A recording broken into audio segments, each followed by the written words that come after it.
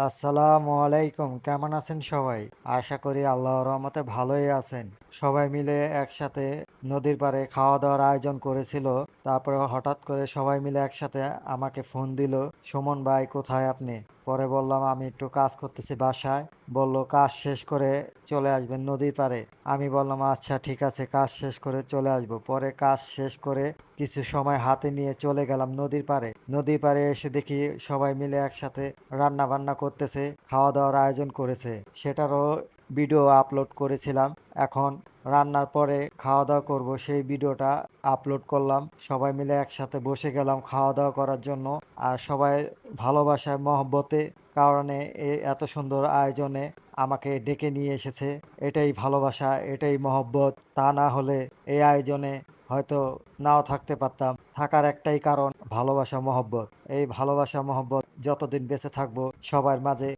ততদিন বেঁচে থাকে যেন এই একতা। সবাই আমাদের জন্য দোয়া করবেন।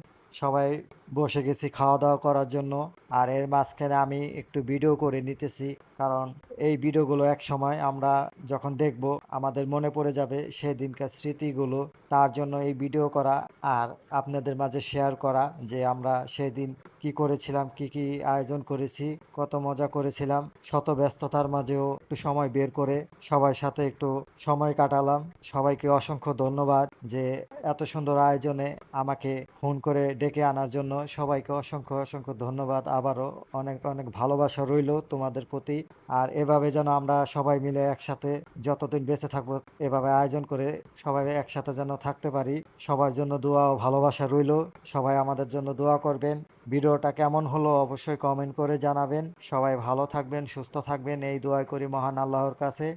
আসসালামু আলাইকুম।